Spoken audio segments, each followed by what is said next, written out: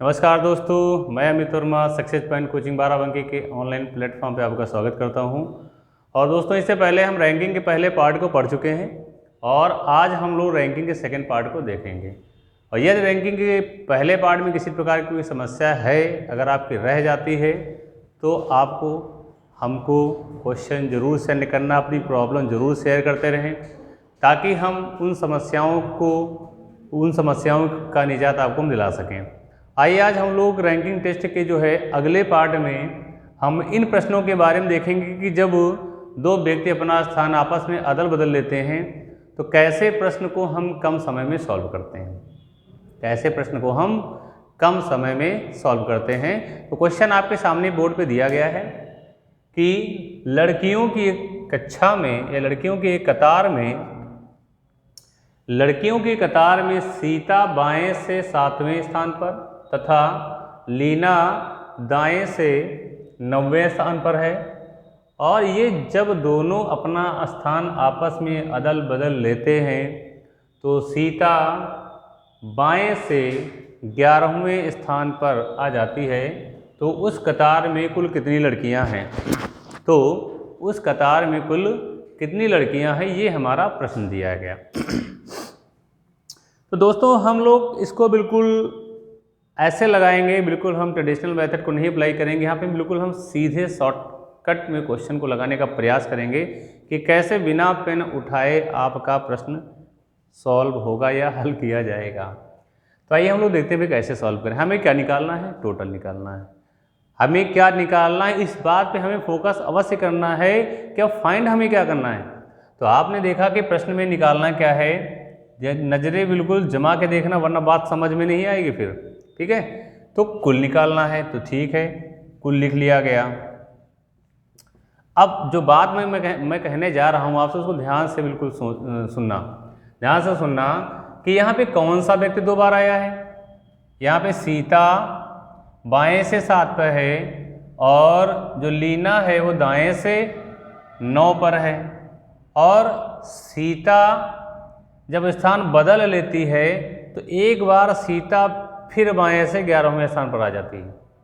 बात को जरा गौर से समझना, बात को जरा गौर से समझना कि मैं कह क्या रहा हूँ। मैं ये कह रहा हूँ कि कौन सा व्यक्ति अपनी पोजीशन 2 बार बता रहा है।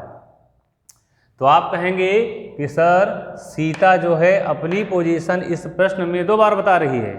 एक बार बोल रही कि मैं 7 पर हूँ और दूसरी बार कह रही मैं 11 पर हूँ, दूसरी बार कह रही हूँ मैं 11 पर।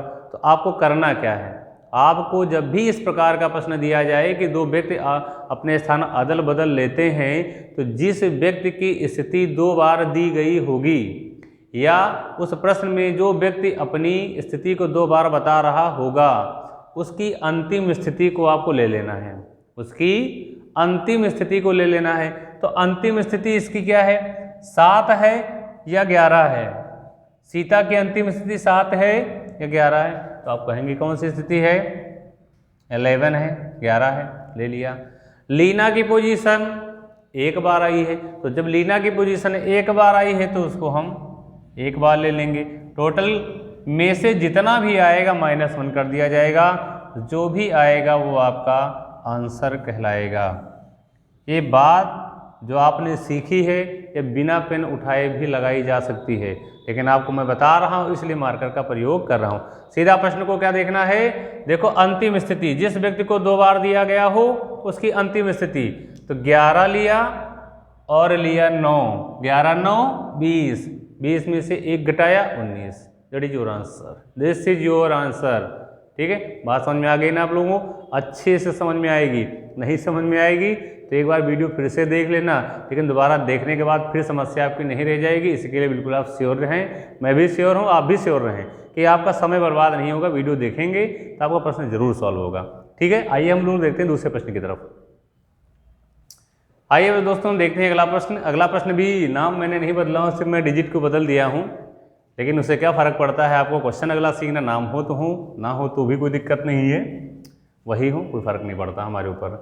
तो हमारा प्रश्न दिया गया है, इस बार क्या दिया गया दोस्तों कि लड़कियों की कतार में सीता बाएं से 10वें स्थान पर है, सीता बाएं से 10वें स्थान पर है और लीना दाएं से 9वें स्थान पर है। और आपसे कहा गया कि यार दोनों लोग अपना स्थान अदल बदल लेते हैं, बदल लो, अच्छी बात है, बदल लिए। बदलने के बाद सीता एक बार फिर से बोल बैठती है, कैसा है कि हमारा ध्यान से बात हमारी सुनिए कि मैं स्थान परिवर्तन के बाद मैं बाएं से मैं अब 15 पर आ गई हूँ। तो आपको तो अपना काम करना, उसने तो अपना काम कर लिया, तो आपको बताना है कुल कितनी संख्या उस कतार में होगी। आप इंटेलिजेंट बच्चे हैं, समझदार बच्चे हैं, इसलिए आप प्रश्न को भाई नज़र से ही आप नज़र पहचान लेंगे, सीधी सी बात है। तो यहाँ पे प्रश्न को देकर उसका आंसर आपको पता चल गया सीधी। तो कैसे पता चल गया, आइए देखते हैं। सीता 10, सीता 15, तो सीता कितनी बार आई? सीता 2 बार आई। तो हमने क्या बताया, सीता की अंतिम स्थिति क्या होगी, 10 या 15? 15। सीता की अंतिम स्थिति क्या होगी? सीता की अंतिम स्थिति कौन सी है? 15। और लीना की अंतिम स्थिति 9। लीना की अंतिम स्थिति कितनी है? 9। और इसको जोड़ दिया जाए तो कितना, 15 9 24 और -1 करना है। -1 करने पे आपका कुल संख्या आपकी पता चल जाएगी। जब भी आपका क्वेश्चन दिया जाए तो हमेशा 2 व्यक्तियों में से जिस व्यक्ति को 2 बार कहा गया हो, ठीक है, सॉरी यहाँ पे थोड़ा कैलकुलेशन हो गया, मिस्टेक है, यहाँ पे 23 आ जाएगा, ठीक है, 23 आ जाएगा। तो यहाँ पे ध्यान रखना है कि जिस व्यक्ति को 2 बार कहा गया होगा उसकी अंतिम स्थिति और दूसरे वाले की एक ही बार कहा गई होगी, तो उनको जोड़ लीजिए, उनको जोड़कर एक घटा दीजिए, आपको उत्तर आ जाएगा। तो यहाँ से उठाया मैंने क्या, 9, और यहाँ से उठाया मैंने 15, 9 15 24, 24 में से एक घटाया गया, आपका 23 या 23 आ गया। आपका उत्तर 23 आएगा। इस कतार में कुल व्यक्तियों की संख्या, लड़कियों की संख्या कितनी होगी? 23। आइए हम लोग बढ़ते हैं अगले प्रश्न की तरफ। आइए दोस्तों हम लोग देखते हैं तीसरा प्रश्न। तीसरा प्रश्न बिल्कुल उसी आधार पर मैंने दिया है, और जैसे जैसे प्रश्न हमारे बढ़ते जा रहे हैं वैसे वैसे आपकी स्पीड भी बढ़ जानी चाहिए।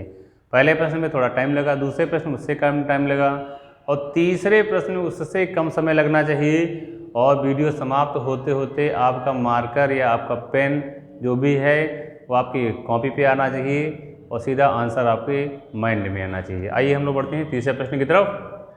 लड़कियों की कतार में अंकिता बाएं से 7वें स्थान पर तथा मंजू दाएं से 12वें स्थान पर है। जब ये दोनों अपना स्थान आपस में अदल बदल लेती हैं तो अंकिता बाएं से 22वें स्थान पर आ जाती है। तो बताएं कि कतार में कुल कितनी लड़कियां हैं। तो बताएं कतार में कुल कितनी लड़कियां हैं। दोस्तों ये हमारा प्रश्न है, ठीक है। हमें क्या निकालना है? डायरेक्ट निकालना है। डायरेक्ट निकालना है, लिखते हैं कुल, क्योंकि हमें कुल ही निकालना है। कुल मैंने यहाँ लिखा। कुल लिखने के बाद में सबसे पहले क्या करना है, कौन सा व्यक्ति 2 बार है। फर्स्ट आपका फोकस किस पे, कौन सा व्यक्ति 2 बार है। तो आपने बोला सर अंकिता 2 बार है। मैंने कहा अच्छी बात है बेटा, अंकिता 2 बार है। तो अंकिता 2 बार है तो अंतिम स्थिति उसकी कौन से लेनी है? 22। आपने 22 लिख दिया, प्लस लगाइए। फिर हम पूछे दूसरा व्यक्ति कौन है। दूसरा व्यक्ति है मंजू। मंजू कितनी बार आई है? आप कहेंगे सिर्फ 1 बार आई है सर। हमने कहा 1 बार आई है तो 1 बार लिखिए ना, 1 बार लिखा। फिर क्या करना है, 1 घटा देना है, 1 घटा देना है। तो टोटल आंसर कितना आ गया हमारा? 33। टोटल आंसर आपका आ चुका है 33 या 33 आपको उत्तर आ गया। आइए हम लोग बढ़ते हैं अगले प्रश्न की तरफ। हम लोग आ गए हैं अगले प्रश्न की तरफ, जिसका क्वेश्चन नंबर का ऑर्डर है हमारा चौथा। क्वेश्चन नंबर 4 है आपके सामने। यहाँ पर ये हमारा लास्ट क्वेश्चन होगा इस टाइप का, और इस बार हम क्वेश्चन को डायरेक्ट लगाएंगे। इस बार हम क्वेश्चन को बेटा डायरेक्ट लगाएंगे। आइए देखते हैं डायरेक्ट कैसे लगेगा। टोटल देखिए, अमन बाएं से 15वां, अमन बाएं से 15वां, विकास दाएं से 7वां, विकास दाएं से 7वां। फिर यहाँ पे कहीं किसी का नाम रिपीटेड नहीं है। फिर विकास दाएं से किधर है? 15वां। तो किस व्यक्ति की पोजीशन 2 बार आई? ध्यान से देखना, विकास विकास विकास 2 बार है। 1 बार विकास का स्थान कितना है? 7। 1 बार विकास का स्थान कितना है? 15। विकास 2 बार, विकास 2 बार है तो उसका कौन सा लेना है नंबर? अंतिम बार। तो कितना है? 15। और अमन का कितना है? 1। तो 15 और प्लस 15। ध्यान से देखना, अमन की पोजीशन है 15, ये 15, विकास की अंतिम स्थिति है 15, 15 15 30, 15 15 30 माइनस 1 29। ये आपका उत्तर हो गया, ये आपका उत्तर हो गया। ठीक है, अब आइए हम लोग बढ़ते हैं अगले टाइप के प्रश्नों को कैसे हम सॉल्व करते हैं। आइए हम लोग दोस्तों देखते हैं अगला प्रश्न, और अगला प्रश्न है पहले प्रश्न से बिल्कुल अलग। अगला प्रश्न है बिल्कुल पहले प्रश्न से अलग। बच्चों की किसी कतार में दीपा बाएं से 9वें स्थान पर और विजय दाएं से 13वें स्थान पर है। ठीक है, जब ये दोनों अपना स्थान आपस में अदल बदल लेते हैं तो दीपा बाएं से 17वें स्थान पर आ जाती है। दीपा बाएं से 17वें स्थान पर आ जाती है। तो इस बार आपसे कुल नहीं पूछा गया है, इस बार आपसे कुल नहीं पूछा गया है, और जब कुल नहीं पूछा गया है तो कुल आप नहीं निकालेंगे। कुल आप नहीं निकालेंगे तो पहले जो बताया है उस तरीके का प्रयोग भी नहीं करेंगे। तो यहाँ पे कुछ दूसरा प्रयोग करना पड़ेगा। दाएं से विजय का स्थान, पहले मैंने बताया कि जब दोनों लोग अपना स्थान अदल बदल लेते हैं तो ऐसी स्थिति में कुल कैसे निकाला जाता है, वो पहले टाइप का प्रश्न हो गया। अब हम आपको समझाने जा रहे हैं कि दो लोग जब अपना स्थान आपस में अदल बदल लेते हैं तो स्थान परिवर्तन के बाद में यदि किसी का दाएं से स्थान पूछ लिया जाए तो क्या होगा, या उसका स्थान बाएं से पूछ लिया जाए तो क्या होगा।